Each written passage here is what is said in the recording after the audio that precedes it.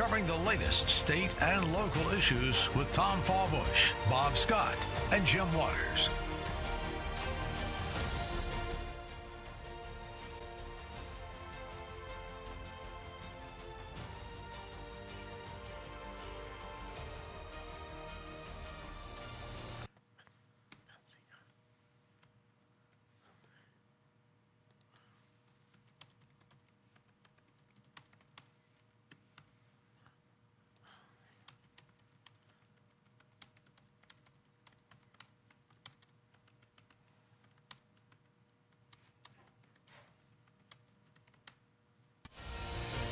This is Kentucky's Voice Radio, covering the latest state and local issues with Tom Fallbush, Bob Scott, and Jim Waters.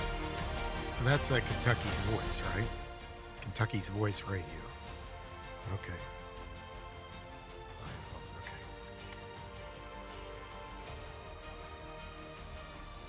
The image is delayed, so if you look at the image, Okay. then you'll be host. Okay. Oh, yeah, I shouldn't need to do that. Yeah, you shouldn't. No, I was talking to Trey was there. I was talking to whoever listened, actually. So.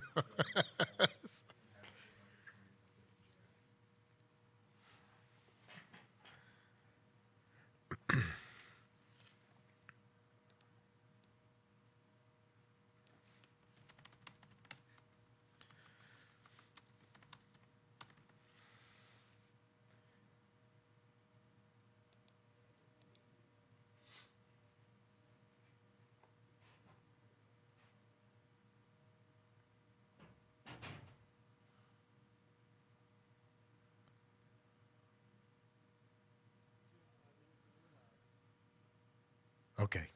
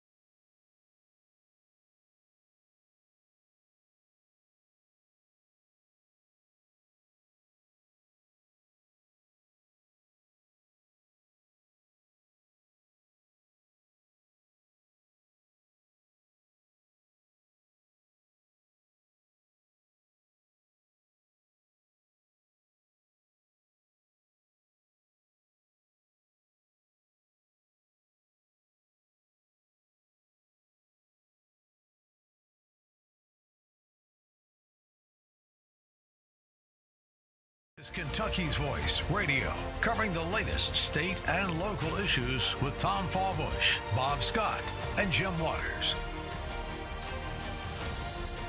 And welcome to Kentucky's Voice here, as we are each weekday 11 to noon. We are your source for conservative news and insight in Kentucky. We're not shy about saying that this media outlet is about covering news and offering opinion and analysis of what's going on from a conservative, common sense, and when appropriate and when it's part of the story, the Christian point of view. We're the only media outlet in Kentucky, a statewide media outlet is what we're building here that makes that claim. So if you're looking for conservative perspective, you're in the right place. We welcome you today. My name is Jim Waters, and we are here each weekday 11 to noon. Thank you for making this show, Kentucky's Voice, part of your day and part of your week. And we are hump day, so we get past this. We're on the downhill slide for the second part of this week. And, of course, 11 to noon here on the radio each day. And you can check us out online at kyvoice.org. And appreciate you tuning in today. We are adding a new feature to the program today, along with broadcasting on 970 WGTK, as you've been hearing for the past year or so. We're also video recording this program. You'll be able to watch it on TV later in the day on Channel 21. So you'll still be able to hear the program live 11 to noon each weekday right here on 970 WGTK. But now you'll also be able to watch us on TV. So if you're wondering what those radio guys look like, here's your chance to find out. And I'll be the good-looking one on Wednesdays, and then you have Bob Scott and Tom Fallbush there on the other days. But we're just glad mainly that you're with us today. That's the most important thing. And while eventually we will be taking phone calls here because of this change today, and we're transitioning here to also add TV to our portfolio here. I believe today we're just accepting your text, but still we can do that. We can get those on here. So text me today on the Kentucky's Voice talk and text line at 502-571-0970. It's the same number. And if you're listening today, love to just know if you're listening in and if you also plan on catching the TV show later on today. If you want to comment on today's show, you want to talk about something we've talked about in the past few shows or just something that's on your mind, text us today. We'll be sure to get those comments on the air later in the program, 502-571-0970. But don't wait too long. We have a lot of people who tend to text us right at the end of the show or when the show's over, and we can't get that on that day. So get it to me today here before noon, and we'll try to get it on the air today. Look, President Trump has been signing lots of executive orders. I think that's an understatement. I'm not sure exactly how many, but it's been probably a record number of executive orders. And we've talked about that before on the show. I'm not a fan of governing by executive order, whether it's Republican, whether it's Democrat, whether I may agree with the policy that's contained in the executive order or not is not really the issue. Our Constitution is set up for the Congress to pass laws, for the legislature in Kentucky to pass legislation and to spend the dollars. But we're living in somewhat unusual times, and I think the strategy here by President Trump is to get things going quicker because of the way our political system is set up. Let's face it, Donald Trump's in his second term as president, and unless something really unusual happens, and I don't think there's going to be a third Trump term. I don't care what he says, but I mean, I know it's interesting to think about, and he has some interesting thoughts about it, but I think you have to at least assume, based on our system of government, the way we're set up, that this is the second and final term of Donald Trump. And then when you get into the latter part of that term, you're pretty much a lame duck. So I think President Trump has felt the need to be very urgent, very quick about these executive orders. And then the strategy is for Congress to follow up and codify some of these policies that are contained in these executive orders, particularly when it comes to budget and tax and spending issues. I think there's a real appetite in America for what DOJ has done, the Department of Government Efficiency. And look, folks, Donald Trump told us exactly what he was going to do. There should be no surprise here about what he said. He said, this is what I'm going to do. I'm going to move quickly. I'm going to use the power of executive order. He told us that. He said he's going to attack government spending, waste, fraud, and abuse in government, and the size of government. And that's what he's done. Now, we can debate about whether it's being done the right way or not and what the outcome of all this will be. And I think that's a legitimate debate. By the way, I'd like to hear what you think about that. 502-571-0970. Just shoot me a text on your phone. Real easy to do, and tell me if you're supportive of this. But one of the recent executive orders that the president signed last week was an executive order directing the Corporation for Public Broadcasting to stop sending taxpayer dollars to the National Public Radio and Public Broadcasting System, PBS and NPR. The White House says these outlets get millions from you and me to push what they call radical woke propaganda disguised as news. NPR and PBS aren't going to just take this lying down. They're crying foul. They're calling it an attack on free speech, and there is pushback brewing both nationally and right here in the Commonwealth. So I wanted to just focus on this for a couple of minutes that we have left in this segment here. But, you know, the fact is that NPR and PBS are biased. They are politically biased. They lean so far left at times that they practically fall over. The White House, in the executive order, pointing to examples like NPR's feature on queer animals and PBS's coverage of the 2024 conventions, 72% negative for Republicans, 88% positive for Democrats. That's not an unbiased news source. That is not a nonpartisan news source. And so I think that's one point there, is that certainly programs like Sesame Street and other programs on PBS that are popular, National Geographic, some of those programs, a lot of those programs that we all grew up watching and still watch some, that there is an appetite for that type of programming. There's no doubt about that, and I don't think that appetite is necessarily Republican or Democrat. But those programs are not the problem. The problem is the political coverage, and there's a lot of it on PBS. They have the nightly newscast, they have the political shows, and here's the kicker too, by the way. An NPR editor recently admitted their newsroom had 87 registered Democrats and 0 Republicans, 0. So there's no way that the conservative viewpoint, the conservative perspective can be heard there. It's just not going to get into the coverage. There's not going to be unbiased coverage in that type of a setup. That's not a balanced news operation. It's a one-sided echo chamber. But so now, I'm a little bit I'm a little bit puzzled by the pushback. NPR is calling this order an affront to the First Amendment. PBS says it's blatantly unlawful. Both are saying they're going to fight it in court. But there's nothing in the Constitution that says we're bound to use taxpayer dollars to support media. I mean, there's nothing in the Constitution that says that. Now, some legal scholars on the left are claiming that a 1984 Supreme Court case that says the government can't tie funding to editorial decisions.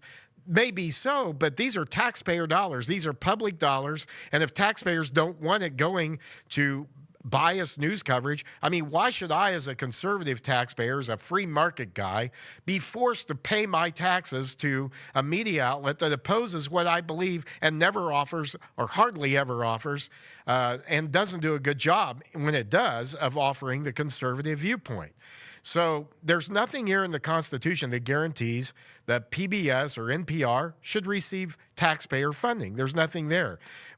There was a letter to the editor in the Lexington Herald-Leader from a PBS station manager here in the eastern part of Kentucky that says that this is important for rural areas to have this. But, you know, he doesn't say anything in there in that letter at all about the political bias in the coverage, the bias in the political coverage. So there's nothing there. It's like they're tone deaf. It's like this letter is tone deaf. So I'd love to know what you think. Should taxpayer dollars be going to fund public broadcasting in these days of cell phones, internet, lots of information sources? people can get their news from anywhere. They should be able to do that. We shouldn't have to pay for it, especially if we don't agree with what they're saying. Coming up, more on Kentucky's Voice. Stay with us.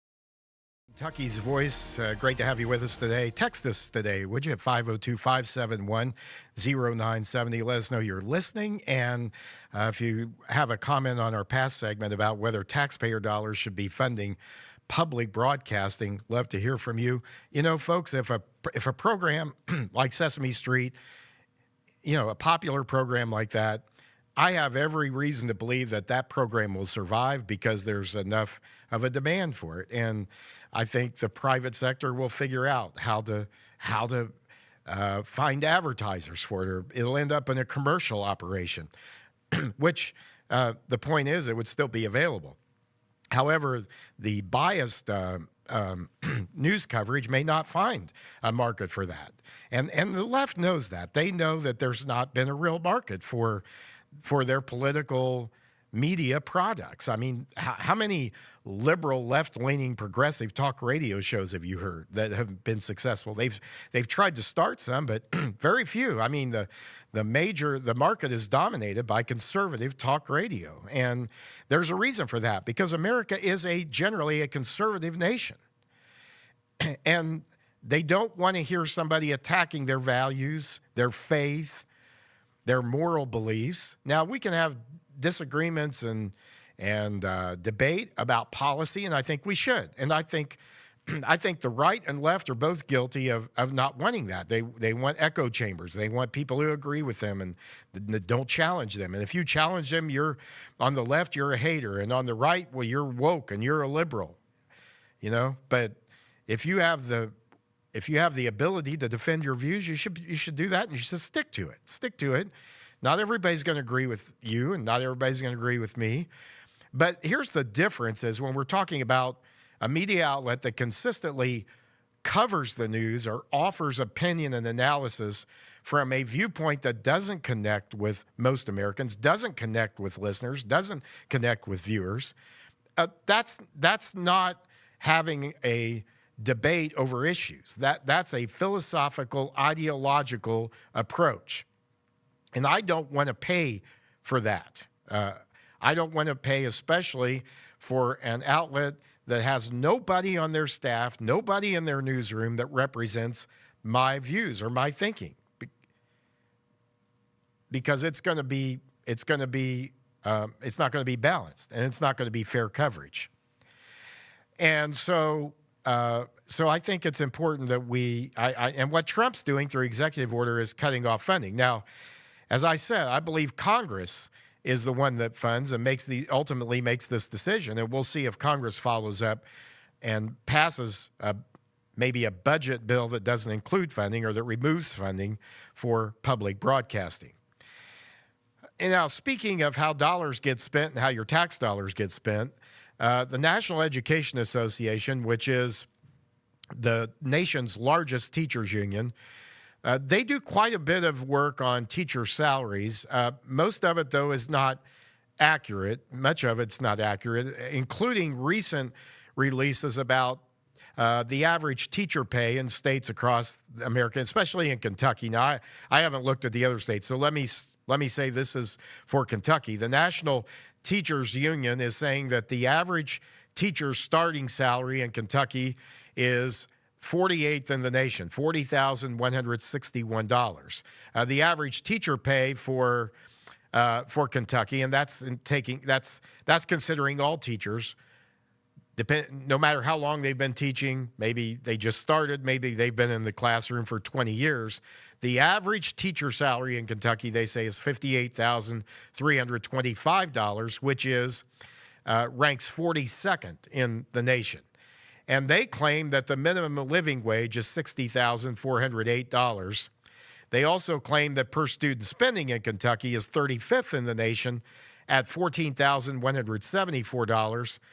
And so are these numbers accurate? And they are not accurate, and I'm going to tell you why. The Bluegrass Institute has issued a new report, which came out yesterday, and I'm the president of the Bluegrass Institute for Public Policy Solutions, so full disclosure here. But we issued a new report yesterday that reveals that teachers' compensation is much higher than just looking at salaries. And most professions don't just have salaries as part of the compensation package. There are also benefits. And the same is true with teachers. Kentucky's teachers have generous compensation packages, which have grown in generosity over the years. And these are including fringe benefits like pension benefits and health insurance benefits. And so this report we released yesterday was co-authored by Dr. Paul Coombs and Dr. John Guerin, who are Bluegrass Institute scholars and who have done work in this area. It's called Estimated Growth in Annual Public Teachers' Compensation in Kentucky. You can find it on the Bluegrass Institute website at bipps.org. But this brief looks at data that's available for basically the past 19 years, since 2006. And it focuses on the role of state-funded benefits and how those benefits boost overall pay. So in other words, it's not an accurate, fair assessment of how we're compensating our teachers. Just simply look at the salaries. We also have to look at the compensation that they're receiving. Generous benefits, health insurance benefits, pension benefits.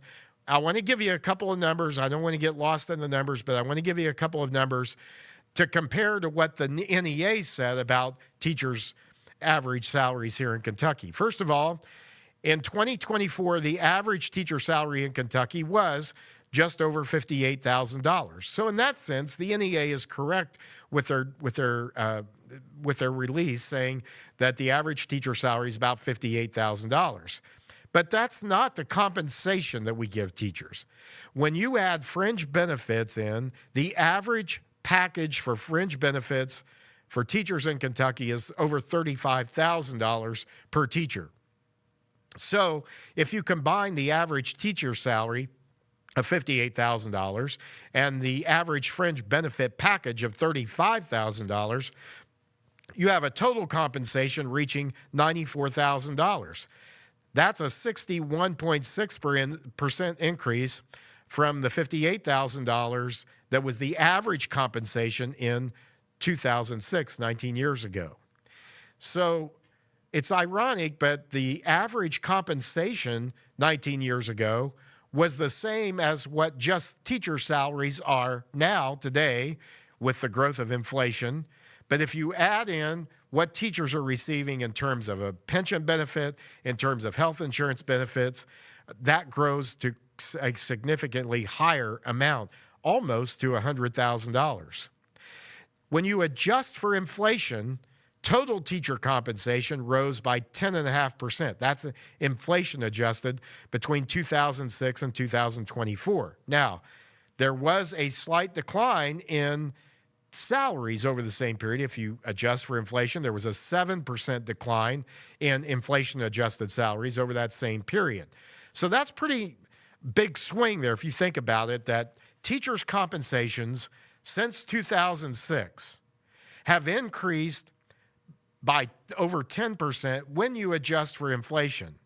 The fact that teachers' salaries were down 7%, and salaries are part of the compensation, that means there's been almost an 18-point swing percent increase in overall compensation for teachers when you figure in the decline in salaries over the years.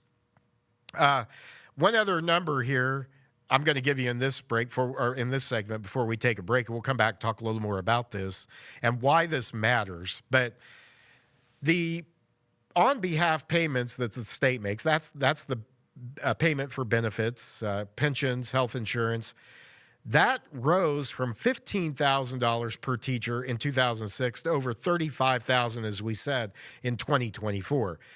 That is a 136% increase, or when you adjust for inflation, 61% increase when you adjust for inflation. So I'm sorry, but teachers in the state are not headed for the poorhouse here. They're getting compensation packages that include generous pension benefits, generous health insurance benefits. And we're going to talk about why this all matters, though. What does this matter? Coming back on Kentucky's Voice. Stay with us. Don't go away.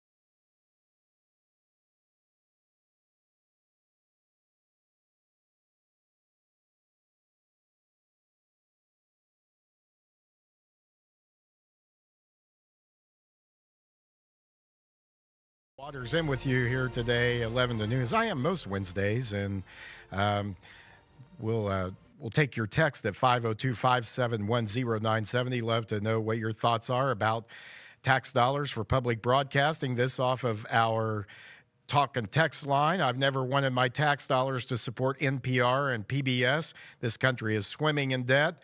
We have too many needs that need to be met. Let them raise money from their patrons like regular broadcasting companies. Heritage TV and radio stations are cutting too many staff members. Commercial radio is nothing like it was 20 years ago. The people at NPR and PBS talk down to regular people like they're the anointed ones. I think that's what's going on here. I think Trump has a great sense for when that's happening. And he's a populist, and you don't have to agree with it, but it's helpful to understand it, and especially if you're on the left and you're in public broadcasting, it'd be helpful for you to take an inventory of how you talk to conservatives, how you think about stories that conservatives may want to hear, or coverage that offers a conservative perspective. Do you dismiss it? Are you dismissive of it? Do you roll your eyes and dismiss it? Well, a lot of people, 77 million people, didn't roll their eyes when Trump ran for office and said he was going to address a lot of this kind of nonsense. They voted for him, as a matter of fact, and it's been, and people pretty much knew Trump. It's going to be chaotic. Whatever happens with Trump is going to be unpredictable, and it's going to be interesting, to say the least. But I agree with this, talking down to people. That's a good point, like they're the anointed ones. And that's what we saw with the White House press briefing, and how the White House decided that wasn't a right to be there, that AP doesn't have a right to be there. And why should they? I mean, why would you allow your enemy and opponent to come in every day if they're not going to give you a fair shot? Now, disagreeing and having a political debate, I think we need to have that. But when it's always one-sided by an entity, when it's always anti-Trump, always this, and, I even give our governor credit, and if we get time today, we're going to listen to a couple of comments he made on Jon Stewart's podcast last week, but even he gave the Trump administration some credit for FEMA, for example, for the way that they responded to the flooding. And just being able to do something like that to show, hey, we are balanced in our coverage. But the Associated Press has quit. Unfortunately, they have been a credible news source, but they are really in danger of losing that, because they have been so overt about their ideology since Trump was running, since Trump came into the political picture. And it's too bad, because Americans need an objective news source. We need that. We don't need only a pro-Trump view. We need objective, factual reporting of the news. And I'm not saying that a lot of it about Trump has been factual. Some of it has been opinion, and that's okay. There's a place for that too, as long as we note the difference, folks. That's what I despise about a newspaper editor that won't acknowledge. We've seen it with the Career Journal here. They'll put a column as part of a front page. It's editorial. That should not be on the front page. It's not news coverage. Or if it's on the front page, say, this is editorial. This is opinion. This is not news. This is not reporting. 502-571-0970. We're taking your comments. Talking, too, about teacher pay. We got a comment about this during the break. Don't forget about taking away $50,000 for kids' attitudes in classes. Yeah. Well, and look, I've always said that good teachers ought to be paid more. Good teachers ought to be paid more. But here's the problem, folks. We have a problem in our country and in the way that we run our education system. And the problem is that we don't differentiate between great teachers and teachers who aren't good. And every profession has people who do a great job and people who don't. And yet, when you start talking about this, when it comes to the teaching profession, you get lots of pushback, lots of grief about this, because the NEA, the teachers' unions, the Jefferson County teachers' unions, they don't want to acknowledge that some teachers are better than others, or that some teachers teach subjects that are more needed than others. a few years ago, the Bluegrass Institute suggested that we give superintendents in Kentucky school districts the authority to take great teachers out of the cushy, suburban, easier schools that are already doing well and put them into schools that aren't doing well, where kids are struggling and where the teaching talents of great teachers, experienced teachers, are needed the most. You know what the Jefferson County Teachers Association said this, which is the union. They call themselves the association. It's so misleading. It's a union. It's nothing but a union. It's run by union hacks and bosses, just like unions. But they said, we will take you to court if you do this. They did not want any change in the status quo. They didn't want a superintendent being able to say to a great teacher, we're going to ask you to go to a struggling school in the west end of Louisville, in the south end, wherever it may be, and we're going to pay you more. That's something else. The teachers' unions didn't want any kind of additional incentive for any teachers. They didn't want any kind of incentive pay, no kind of financial compensation that would maybe throw their collective bargaining agreement out of whack. So what they were saying was, yeah, we need great teachers in the West End schools, but we don't want you to be able to pay them more. We want you to pay them the same as if they're getting paid in a much easier situation. That's not the way the real world works, folks. That's not how it works. But that gives you the mindset of these unions. And we've had the National Education Association now coming out with a misleading salary indicator of states and what teachers are making, but they only look at the salaries. And so the Bluegrass Institute, we've issued some data and a policy brief, and you can find it on our website at bips.org, BIPPS.org. And by the way, this is not very long. It's not technical. We have some bullet points in the introduction here. You can get this by just taking a quick look at this. But here's what we found. We found that when you add benefits into the compensation of teachers, they're doing pretty well in Kentucky. I think anybody would agree that a compensation package of over $94,000 for a public educator in Kentucky, that's the average, by the way. So some are getting more, some less, but that's the average. And that when you talk about that, of that, the salary part of that is over $58,000. And folks, that's for 9 months of work. That's with lots of holidays. That's with 3 months off during the summer when a lot of teachers pick up other income and other jobs. And on top of that, they're getting $35,000 in benefits.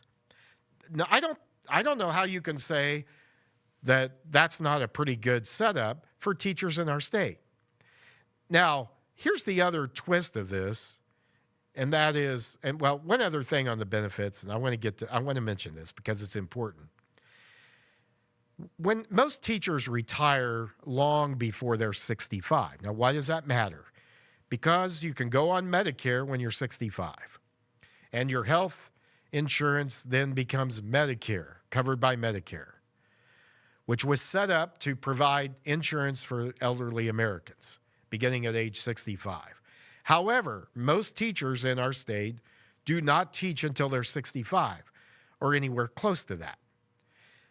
It's a fair assessment to say that a lot of teachers will retire in their 50s. So we'll say mid-50s, let's say 55. So if a teacher in Kentucky retires at age 55, they are covered and their family is covered by the health insurance that you and I provide teachers, taxpayers provide to teachers. And they receive that coverage even after they retire, and they receive that coverage until they're eligible to receive Medicare.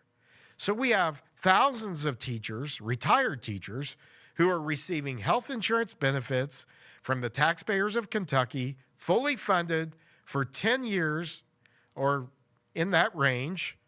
And when you multiply what we're paying that times the thousands of teachers, retired teachers who are getting that, times the other benefits that we're giving to current teachers currently in the classroom, this is a huge investment by taxpayers. And that's my point is I'm tired of hearing the left and the unions and the establishment, which They don't want school choice. They don't want education reform. And they want to talk about how stingy the legislators are, how stingy the taxpayers are. And yet we are providing compensation packages that are nearing $100,000.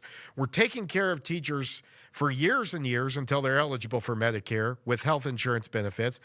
And if we have the funds, I'm for that, right? But I want to hear some acknowledgement that this is happening. On top of that, we've increased per pupil funding by 40% when you adjust for inflation. By 40%. We're now funding students at over $20,000, which the NEA said we're only funding at $14,000. That's wrong. Per pupil funding in Kentucky over $20,000.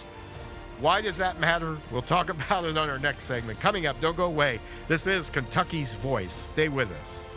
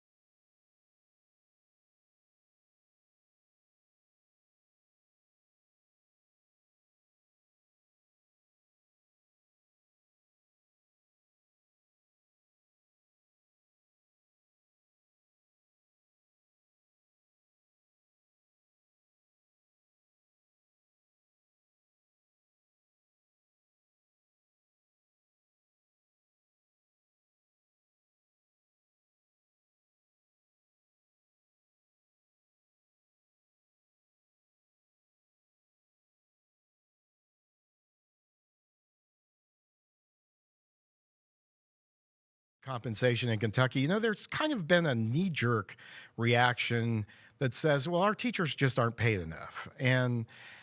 But is that really what the facts say? Is that really what the data say and says? And so yesterday, the Bluegrass Institute issued a new report on teachers' compensation in Kentucky, done by very credible scholars, Dr. Paul Coombs, Dr. John Guerin. Dr. Guerin was the former economics chair at Kentucky, the former chair of the economics department there at the University of Kentucky. Dr. Paul Coombs, longtime economics professor at the University of Louisville, who's done a lot of work about the competitiveness of Louisville and of our state and what policies are needed to make Kentucky more competitive. And what they found was that when you factor in the benefits and generous benefits that we give teachers here, the compensation packages on average are over $94,000. Over $58,000 of that is salary alone, and then another $35,000 or so is in the form of pension benefits, health insurance benefits, life insurance benefits. And we were talking before the break about how the Kentucky teachers receive health insurance benefits even after they retire until they're eligible for Medicare, which begins at age 65. These have all gone up. The salaries have increased. The total compensation package was $58,000 back in 2006. And by the way, in 2006, and by the way, we use that year because that's the first year that credible data was available to really make these apples to apples comparison, to really go back and show what's happened over the years. And so in 2006, the compensation part, or the benefits part of the compensation, was only about $15,000. That has grown to over $35,000 in 2024. So there's been an increase. There's been an increase in salaries. There's been an increase in benefits that we pay teachers, a big increase, about a 61% increase when you look at when you consider inflation in there. It's inflation adjusted. But there's been an increase, and so both salaries have beaten inflation, benefits have beaten inflation, and so has per pupil funding. And this is what I want to get to before we get away from this discussion. Per pupil funding has increased by over 40%, from $14,698 in 2006 to over $20,600 in 2023.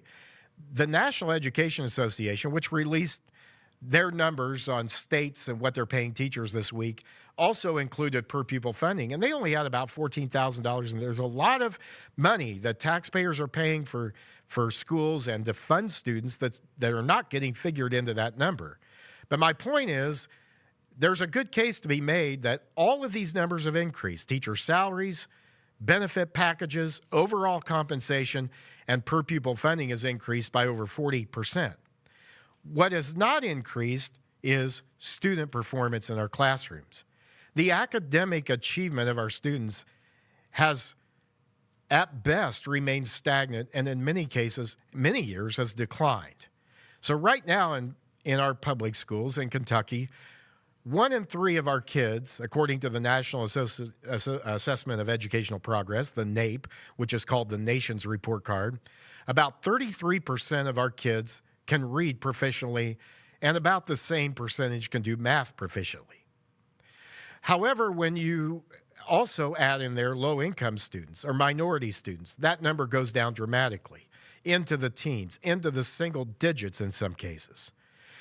But we'll just be generous for this conversation, for the purposes of this conversation, and say 1 in 3 kids can read proficiently, 1 in 3 of our kids can do math proficiently. And that hasn't changed. Those numbers are similar to what they were, in fact, a little bit lower than what they were in 2006, according to the NAEP. So we have increased the investment that we're making in our classrooms. We've increased the amount of tax dollars being spent. We've increased benefits for teachers, benefit packages. We've increased salaries. And yet, what is all of that supposed to be for, folks? Isn't that all supposed to be for the purpose of educating our students? And yet, we see the same performance now, the same failing performance in our schools now that we saw in 2006. It hasn't changed. It hasn't improved. The numbers of students proficient have not increased, and yet salaries have increased, benefits have increased, per pupil funding has increased. We're paying huge amounts of dollars into our pension system. Our legislators are doing what they can do in terms of making up ground for unfunded pensions, which the reason we had unfunded pension liabilities is because we made promises that we couldn't keep. And we promised overly generous pension benefits. And yet, we haven't seen a corresponding increase in academic performance. And so public education should be about preparing students for future success, not propping up an overfunded, mediocre system. So we've had large increases in school funding, nearly $2 billion, by the way, in fringe benefit payments for teachers, an increase over that time. $2 billion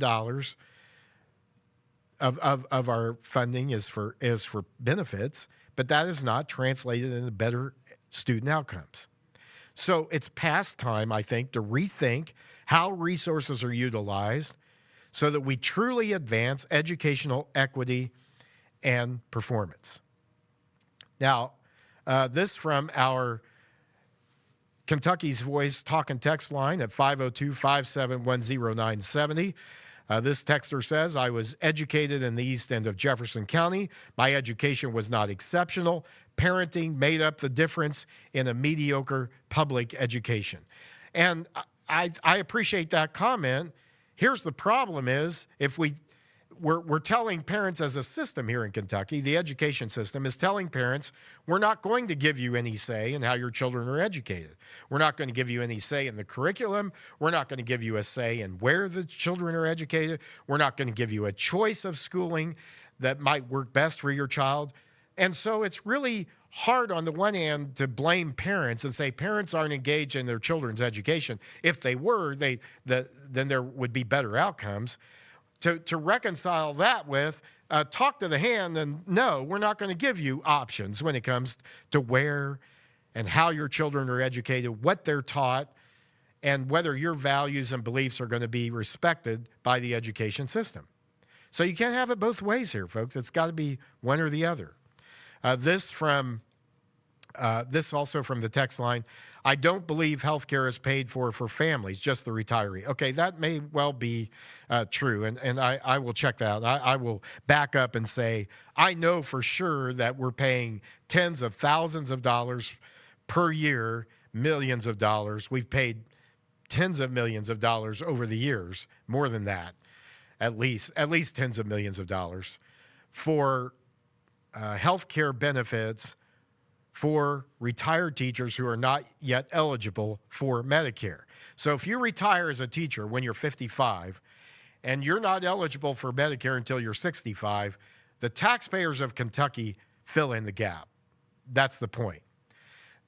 This texter also added that I believe more and more reasons for the decline. Teachers have lost control of their classes. They've lost control of discipline. All that's been taken away from teachers. The things that were happening when I went to school, you knew you better pay attention, you better listen, you better go out in the hall, or you're going to go out in the hall, you're going to get your behind paddled by teachers. They can't do that anymore. And kids aren't going to neighborhood schools. That keeps parents from being in contact with the schools. The discipline's a problem. Look at discipline in private schools. So all that's a reason to give parents options and more say in what's happening. You're right. It's changed. And when you knew if you got in trouble at school, it was going to be worse when you got home, that was motivation to behave. Well, it's been an interesting discussion today about teacher pay and what's happening in our education system. Thanks for staying with us today. Thanks for joining us here on Kentucky's Voice. Join us tomorrow right here, same time, and join us on TV as well. God bless. Have a great rest of the day.